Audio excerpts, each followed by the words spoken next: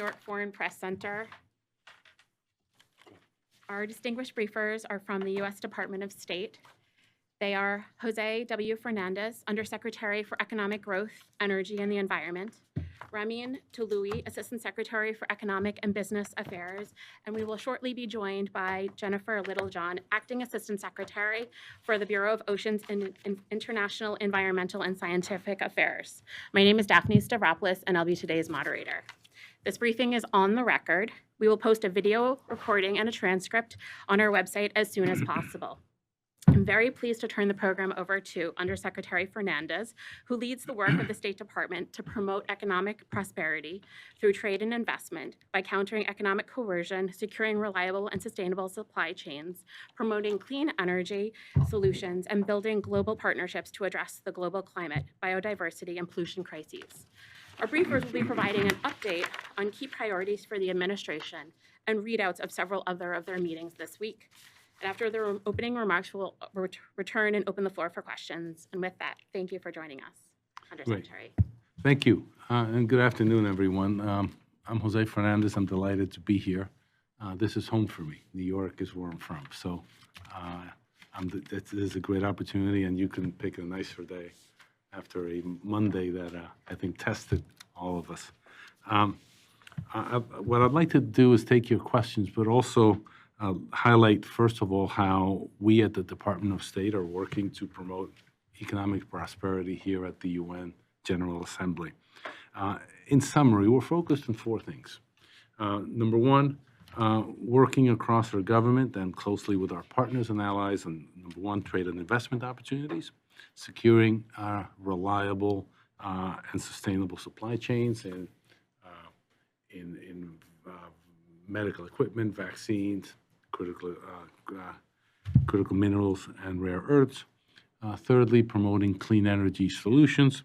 And lastly, building global partnerships to address global climate, health, biodiversity, and pollution. This is not work that I do alone. In fact, I'm blessed to have several hundreds of colleagues in the E family that work every day on these issues. But what I'd like to do is bring together some ideas and tell you what exactly we have been doing in the last 2 years, and also what we would like to do going forward. The first bureau that I will highlight is the bureau that's led by my friend Ramin Toloui, focused on advocating for U.S. businesses overseas, screening both inbound and outbound investments in technologies that are critical to national security, ensuring the safety of U.S. ships, aircraft around the globe, transportation, and lastly, advancing U.S. foreign policy through effective use of the economic tools of the department. A second bureau under my portfolio is the Bureau of Energy Resources. The Bureau of Energy Resources is led by Jeff Pyatt. It's working on ensuring the energy security of our friends and allies while promoting the decarbonization of our energy systems and providing access to global, to clean, affordable, and reliable energy. Jeff Pyatt also leads U.S. coordination with the G7 group of governments that are working with Ukraine to repair and modernize its energy grid following Russia's brutal invasion. And this is something that takes a lot of our effort. And in fact, yesterday I was talking to a number of officials and private sector officials from Ukraine who were very complimentary of the work that we've been done, because every day there's an attack by Russia that's targeted, designed to, frankly, to freeze the Ukrainians into submission. And we are committed to working with Ukraine to help on that score. Earlier this week, also as part of the ENR world, I met with partners in government and the private sector to discuss our approach to diversifying and expanding global supply chains for the critical minerals that go into batteries and other clean energy technologies. We have a need right now for us to reach our 2050 clean energy goals. The critical minerals need to expand, the availability of critical minerals needs to expand substantially, 42 times the amount of lithium, 25 times the amount of graphite. We're not going to get to our clean energy goals unless we're able to secure these minerals, and we're working day and night to try and diversify those supply chains and make them more resilient. This is not just a challenge for our government, but actually it's a global challenge. Our first tool in this effort is the Mineral Security Partnership, the MSP, which is a partnership that has been created by 13 countries plus the European Union to identify promising projects, encourage investments, and also make sure that we adhere to the highest environmental, social, and governance standards. Too often, countries around the world are being asked to choose between economic growth and environmental degradation. We think that's a false choice. And what the MSP intends to do is to diversify our supply chains, but also do it the right way. Follow the principles abroad that we would follow at home. The third group that I head is the food security work that's led by the Special Envoy for Global Food Security, Carrie Fowler. Carrie leads and coordinates U.S. diplomatic engagement on food systems, food securities, and nutrition in bilateral and regional fora, working closely with USAID, the Department of Agriculture, and many others. It's actually, it is right now pursuing the Vision for Adapted Crops and Soils, VACS, V-A-C-S. VACS, which we are pursuing with the African Union and the Food Agriculture Organization at the UN, could be a game changer. And basically, we are identifying the main staple crops in Southern Africa that could disappear or could be supplanted or could disappear as a result of climate change. And we're working to develop new varieties that will be able to withstand climate change. We'll have an event tonight on that. It's a topic that I'm passionate about, and if we succeed, we will have left some. We will have improved the livelihoods of many millions of people in Southern Africa. Another office that I lead or help lead is the Office of Global Partnerships. It's a preeminent entry point for the public-private partnerships across the Department of State. It harnesses technology, markets, and resources of the private sector. It's fueled our ability to work with over 1,600 partners and mobilize about $4 billion worth of public and private sector resource commitments that oftentimes we have great ideas, but the funding is hard to find. What this office does is it brings together the private sector and the public sector to work on projects that are public policy related. The Office of the Science and Technology Advisor, which is another office, focuses on the utilization of science, technology, and innovation. It suffuses just about everything we do, from critical minerals to oceans to even a lot of the commercial work that also we work on. Another office is the Office of the Chief Economist that focuses on advancing economic statecraft by delivering economic advice. We need data. We need and on trade, on the environment, on many of the issues that we deal with. Economics is front and center, be it climate change and the like. And what OCE does is it supports the department's goals of building a more resilient, secure, sustainable, and inclusive global economy. On the environment, and my colleague J.R. Littlejohn is here. The Bureau of OES, Oceans, Environment, and Science. I'm very pleased to share with you today that, in fact, we just came from signing the High Seas Treaty, BB&J. BB&J is a treaty that will, 2/3 of the world's oceans are actually beyond national jurisdictions. less than 2% of our oceans are protected. We've agreed that by 2030 we will help to conserve 30% of the world's oceans. This is a momentous treaty. It's a treaty that's going to help us in preserving our environment. It's going to help us on exploration. It's going to help us with our climate goals, because the world's high seas are also carbon sinks. And having a treaty that covers, frankly, most of the globe is daunting. It's humbling, but I think it's something that we have been working on for many, many years across many administrations, and it's something that we're very proud of. And we just signed it, so you're getting me on a high note. Later today, we will be launching another major initiative led by OES, by Assistant Secretary Littlejohn and others, with a number of civil society groups and private sector partners. It's called the End Plastics Pollution International Collaborative. And we have started, the world has started negotiating a global plastic pollution treaty. What EPCC intends to do is to find private sector solutions to this crisis. Again, this is work that JR is working on as we speak, and it's one that's going to take a lot of our time and effort in the next year or two. And if we succeed, we will have helped to end a major environmental crisis going forward.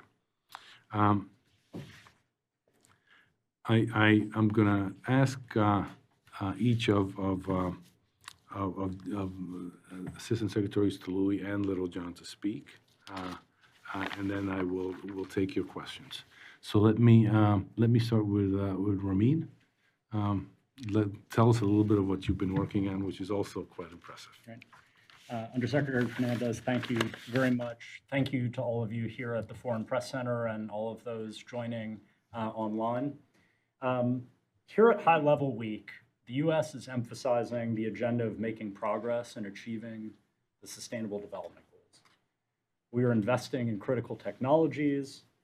We are strengthening our alignment with global allies and partners. We're designing strategies to build sustainable and quality infrastructure. We are working with others to create inclusive economic opportunities, and we are working together to strengthen food systems around the world. So let me talk about a few elements of that and our activities this week. First of all, yesterday in his speech to world leaders, President Biden outlined the U.S. commitment to boost World Bank lending and advance inclusive representation at the International Monetary Fund. As President Biden said, the United States is working across the board to make global institutions more responsive, more effective, and more inclusive. For example, we've taken significant steps to reform and scale up the World Bank, expanding its financing to low and middle income countries so that we can boost progress in meeting the Sustainable Development Goals. Let me talk about some specifics.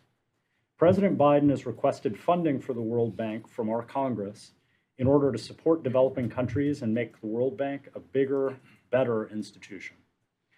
The Biden administration is working with Congress to unlock $25 billion in new World Bank concessional lending capacity to provide borrowers more headroom so that they can address global challenges. At the IMF, we're also working with Congress to provide authorization to lend up to $21 billion for the IMF's two trust funds that provide highly concessional or zero-cost loans to the world's most vulnerable countries.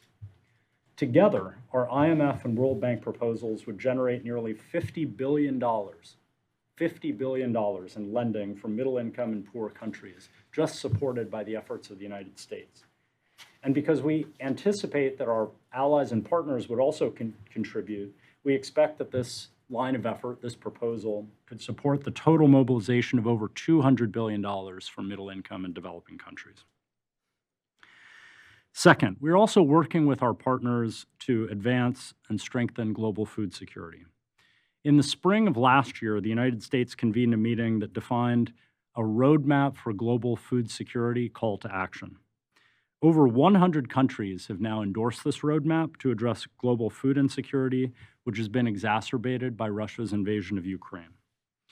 Since the invasion, the U.S. has led efforts to mitigate the crisis by providing over $14 billion to address food insecurity. The U.S. has contributed more than 50% of the World Food Programme's budget. But that's not all. We're committed to strengthening food systems in Africa and elsewhere around the world. As Undersecretary Fernandez was describing, later today at the UNGA Open Debate on Famine and Conflict-Induced Global Food Security, Secretary Blinken will emphasize the importance of the Vision for Adapted Crops and Soils, or VACS, as a key component of addressing long-term global food challenges. VACS seeks to boost agricultural productivity and nutrition by developing diverse, climate-resilient crop varieties and building healthy soils. Unfortunately, that's not all of the work that we need to do to strengthen global food security and address the causes of global food insecurity that are happening right now. Yesterday, at the G7 foreign ministers meeting, G7 members strongly condemned Russia's unjustified and intensified attacks on Ukrainian ports and grain infrastructure in and around the Black Sea and the Danube River. They urged Russia to stop threatening global food security and return to the international framework associated with the UN to resume grain exports from Ukraine. And they reiterated their support for Ukraine's undeniable right to export its grain and foodstuffs through other initiatives, including the EU-Ukraine Solidarity Lanes and its humanitarian maritime corridor. Finally, the U.S. is committed to using technology to help solve the globe's most urgent problems. On Monday, I had the pleasure to join our government partners and private sector leaders in a discussion of how AI can and should be used to accelerate our progress toward achieving the UN's Sustainable Development Goals. And Secretary Blinken and other foreign ministers also addressed this group, and multiple dozen ministers were in attendance. We heard about 11 projects and partnerships, each aimed at advancing the Sustainable Development Goals. These projects demonstrate clearly that collaboration between governments, the private sector, and other stakeholders, including civil society and local communities, is the best mechanism to harness artificial intelligence to accelerate progress on the Sustainable Development Goals and ensure that AI development is safe, secure, trustworthy, and directed towards solving society's greatest challenges, like helping people predict individuals' risk of deadly disease, improving access to infrastructure, enhancing precision farming, and forecasting the impact of more severe and more frequent storms. Participants shared tools that are empowering governments and the private sector to predict energy demand and optimize plans for increasing energy access in parts of the developing world, including artificial intelligence-enabled population density maps. Others showed how AI-driven medical informatics can enhance critical prenatal care in rural areas across the developing world to address preventable afflictions such as retinopathy, a particular type of blindness affecting infants. Through all of these things, we're strengthening our partnerships with other countries and with the private sector to apply technology to the most urgent challenges the world faces. In closing, we in the U.S. government are advancing a positive economic vision that highlights the benefits of international economic cooperation and emphasizes the need to make our economies more competitive and resilient while working together to tackle global challenges and achieve prosperity for all of our peoples. Thank you, Ramin. J.R. Thank you, Undersecretary Fernandez. So my bureau leads U.S. diplomacy on issues that conserve and protect our planet's land, ocean, and biodiversity. We promote international cooperation in science and technology and in responsible civilian use of outer space. As Undersecretary Fernandez mentioned, we are delighted, underscore that, delighted to be among the first countries to sign the High Seas Treaty just a few hours ago. The high seas account for almost 2/3 of the ocean and currently only a small percentage is protected. This treaty will help us change that. On Monday, Secretary Blinken and ministers from the Atlantic coastal states met to launch a new partnership for Atlantic cooperation, which will focus on supporting sustainable blue economies, promoting climate resilience, and elevating science and technology cooperation across the Atlantic region. Tonight, I am very glad that the Undersecretary will join us to launch the End Plastic Pollution International Collaborative, or wisely called EPIC. The plastic pollution problem is far too big for any single organization, company, or national entity or government to solve on its own. And that's why we're coming together to share best practices and to collaborate on any and all solutions that we can come up with together, because it's critical. I would also be delighted to discuss our work on combating, I think, nature crimes. And that's acts like illegal logging, wildlife trafficking, and crimes associated with fishing. We recently launched the Nature Crime Alliance, and we are working with partners around the world to inspire action to protect endangered and threatened species and the people who depend on them. And finally, last week, Germany became the 29th country to sign on to the Artemis Accords, which lay out a set of principles to guide the future of civilian space exploration. And it's on something on which we partner very closely with NASA. So, as I like to say, we work on important issues from the depths of the ocean to the vastness of outer space. It's great to be here with you today. Thank you. Thank you so much for those remarks. We'll open the floor for questions. If you have a question, please raise your hand and state your name and your outlet as a courtesy to our stenographers as well as our briefers, of course. Go ahead, Manik. Yeah, my name is Manik Mehta. I'm a syndicated journalist. I just want to find out, to ascertain how the transition is progressing from decoupling to de-risking, economic ties with China. And secondly, is the High Sea Treaty, which you signed, part of or related to the UNCLOS, the UN Convention on the Law of the Sea? Thank you. Sure. Thank you for the questions. Both, we could spend hours on those questions, but I'll try and be brief. As you just stated, and as we've said repeatedly, we are not looking to decouple, we're looking to de-risking.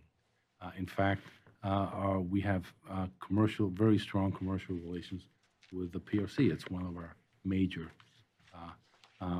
our major trading partners.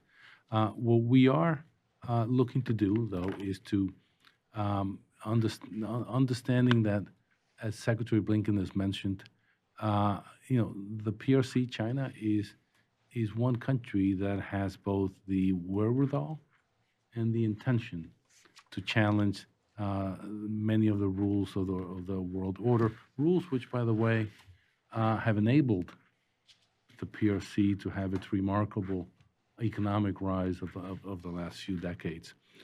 So we are looking to continue our commercial relations at the same time that we are targeting specific areas where we would like to diversify our supply chains. And this would happen even without the PRC. Something that we've learned in the last with the COVID pandemic is that supply chains that depend on one or two suppliers are inherently insecure. So that's important to diversify. At the same time, we are aligning our goals with our partners and allies around the world. And, of course, President Biden and Congress have passed some very important legislation that has enabled us to compete at a higher level. The Inflation Reduction Act, the Bilateral Infrastructure Law, the CHIPS Act, all are designed to do the things that I just alluded to, diversifying our supply chains and becoming much more resilient and diverse in our suppliers. So that's a long way of saying that it's work that continues. It's work that we believe is important. I think you're seeing, for example, as a result of the Inflation Reduction Act, $170 billion at last count of investments that have been generated as a result of the IRA. Experts will have estimated that after we're done with the IRA, the U.S. will have received $1.7 trillion worth of investments. That's a hugely successful effort, and it's all part of the strategy of not decoupling, but de-risking. At the same time that we continue to pursue strong commercial relations with the PRC. Go ahead. I'm sorry, I think. Oh, sorry. Okay, so on your questions regarding I think UNCLOS and the BB&J, first on UNCLOS, I would say while the United States is not a party to the Law of the Sea Convention, the United States has affirmed repeatedly over decades that the convention's provisions concerning traditional uses of the ocean, such as navigation and overflight, generally reflect customary international law that is binding by all states. That said, if we could just take a step back, I think it's so important for us to emphasize how historic today is. It's not every day that you're going to sign a treaty that will have an impact on, frankly, to protect half of the planet, right? And so this treaty has, again, taken decades to come into fruition at this point. And you've probably all heard the stories about the final 38 hours of negotiations to bring it over the finish line, and that today we're among 70 countries that will be signatories to this agreement. So we have begun the domestic process to pursue ratification of the agreement, and we look forward to working with the global community to prepare for the implementation of the treaty once it enters into force. A little more than you asked for, but I think this moment really deserves a little extra oomph. Good day. Yes. So we're short on time for the Q&A portion, so we'll go to Kushbo, and we might have time for one or two more questions. Sure. So I just wanted to ask that we are witnessing that China is going through an economic slowdown. I just wanted to ask how that slowdown has impacted the way you frame policies on curbing China's economic coercion when it comes to U.S. and its allies and partners, and what are the steps that the U.S. is thinking of taking to prevent any ripple effects for U.S. businesses and investments in China and Asia. Can you state your outlet, please? I'm Kushbu from the South China Morning Post. I would not call it curbing China's economic growth, okay? China has done a magnificent job in bringing many millions of people out of poverty. Okay, we're not looking to at all constrain China's economic growth. What we're looking to do is in very specific areas to make sure that we do not threaten our security and that we can continue to grow. For example, or to understand it, you've got to figure out that China's civil military fusion is something that changes the outlook of many things. By law, Chinese companies need to follow the dictates of the military enterprise. That is, and when I say that the rules, that China intends to change the rules, that is part of the issue. You've got state-owned enterprises that get tax breaks, get free rent, are bankruptcy-proof. And that is those kinds of advantages or things that not only hurt our companies, but also hurt our workers that cannot compete. So I would not at all portray our efforts as in any way, shape, or form as a way to constrain China's economic rise. I would say that our strategy from day one has been to improve our own ability to compete. Inflation Reduction Act, bilateral investment law, CHIPS, you name it, help ourselves compete better, align with our partners, which in many ways is our competitive advantage, and compete with China on a level playing field. So, and that strategy, which has been there from day one in the Biden-Harris administration, is a strategy that we will pursue independently of what occurs within China with its economy. I'm going to go around. Go to Leonard. Thanks. Leonard Sandberg. I'm with the Dutch Financial Daily, From where, I'm sorry? the Netherlands. Oh, okay. I have a question in regards to the food security in the war in Ukraine. Of course, now there is a small conflict going on between Poland and Ukraine regarding the grain exports. Is there a role for the US there, and what role is that, and how do you see this conflict develop? This is an issue for the EU and its member states to figure out, and I'm sure they will do so. But let's keep in mind that as a result of Russia's invasion, it's the butchery that's ongoing as we speak right now. You've had another 100 million people that are going hungry around the world. Russia has terminated the Black Sea Grain Initiative, citing export restrictions. The fact of the matter is that our sanctions do not cover food. The fact of the matter is that China last year had record exports. What is going on is a compounding of the butchery that's going on right now in Ukraine, and it's affecting the entire world. It's affecting. This is why countries in Africa have a stake in this invasion.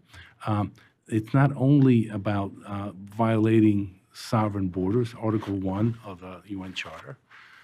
It's not only about forcibly taking children from their families and having them adopted within Russia. It's about food. And so, we have every confidence. The EU has been a fabulous partner and a strong, incredibly strong supporter of Ukraine. I'm sure they will find a solution. And we have to maintain our unity, and I think we have every confidence that will happen. Thank you so much. So this is Jahanzeb Ali from Airway News, Pakistan. So there is a general perception that the billions of dollars allocated for developing countries are influenced by U.S. foreign policy interests, favoring nations that align with American foreign policy objectives. What are your perspective on this matter? And secondly, sir, what measures are being taken to ensure that the transition to clean energy doesn't lead to job losses in traditional energy sector? Repeat the first one, just quickly, just a question. So it is about the billions of dollars that is a general perception that Okay, I got it. that these funds are allocated according to the U.S. foreign policy.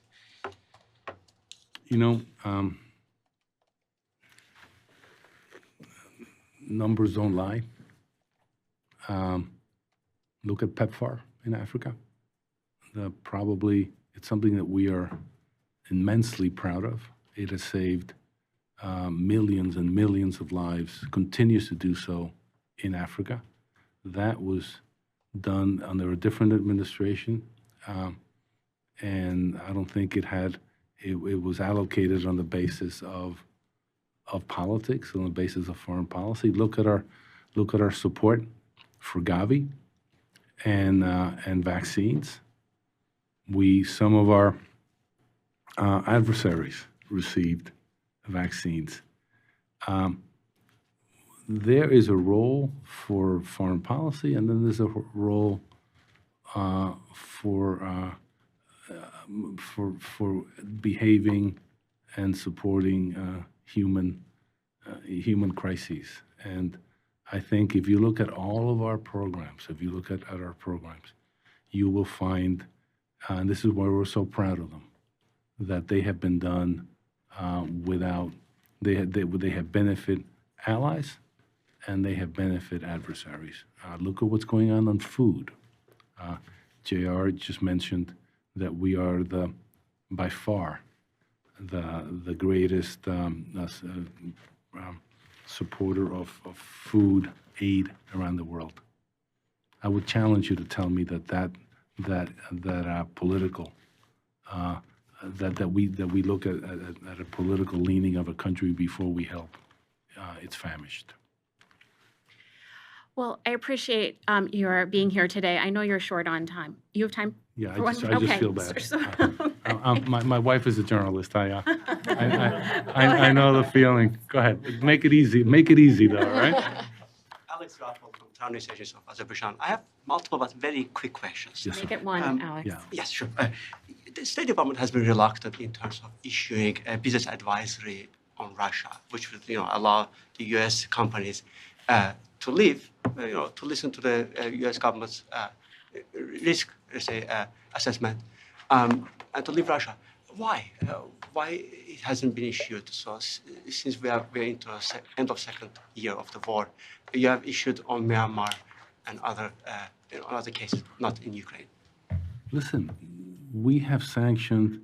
U.S. companies cannot do business in Russia. Okay. We make investments in Russia. We have ourselves, together with our partners, the EU, Japan, Korea, and others, have imposed crushing sanctions on Russia. You tell me what a business advisory will add, but I think I don't think I think I don't think Russians feels it's gotten an easy shake from the U.S. We have imposed crushing sanctions on them, and we will continue to do so for as long as this brutal invasion continues. A very quick follow-up, if I may. No. Well, that concludes today's Yeah, briefing. yeah. It was on the record. Our transcript will be available on our website later on today. And Thank you secretly, very you- much for coming.